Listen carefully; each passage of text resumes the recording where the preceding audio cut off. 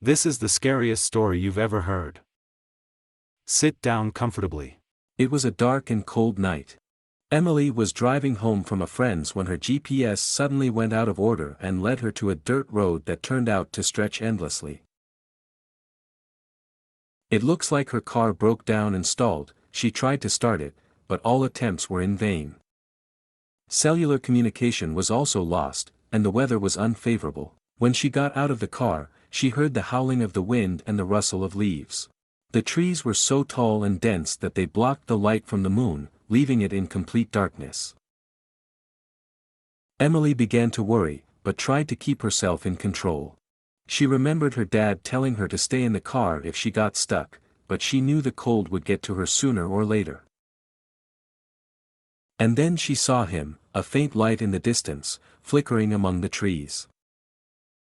Emily felt her heart beat with hope and started walking towards him, straining her eyes to see him in the dark. As she got closer, she could see the silhouette of the hut. Emily felt a chill run down her spine as she approached the cabin. She hesitated for a moment, debating whether to knock, but the cold wind left her no choice. When she entered the hut, she smelled old furniture and rotting wood.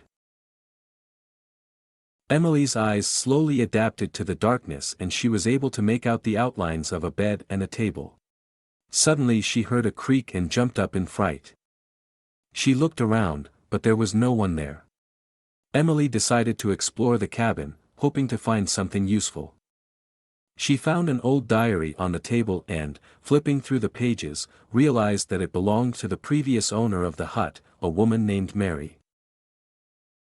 The diary was filled with disturbing notes describing strange phenomena in the forest and claiming that someone was watching her every step. Emily's heart began to pound as she read the last entry, written in a trembling hand. It read, "I can hear him outside. He's scratching at the door. I know he's coming for me. I pray that whoever finds this diary leaves this place and never returns." Suddenly Emily heard a loud knock. She jumped up, realized that something or someone had blocked the door from the outside. She tried to open the door, but it didn't work. Emily was trapped.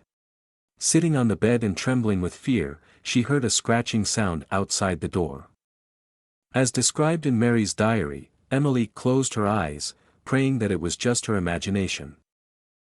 But when she opened them again, she saw this. A dark figure standing in the corner of the room was watching her. Emily tried to scream, but her voice seemed to get stuck in her throat.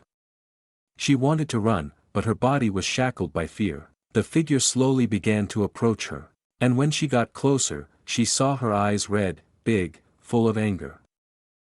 Emily realized that now it might be the last minutes of her life. Suddenly there was a loud knock on the door. Emily heard a voice.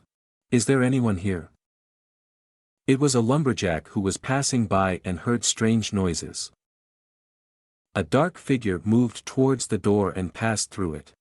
Emily heard the lumberjack scream, and then silence. After waiting a couple of minutes, she headed for the door. Her hands were shaking with fear, as was her whole body. She tried to open the door and the door swung open. Emily came out and saw a terrible picture.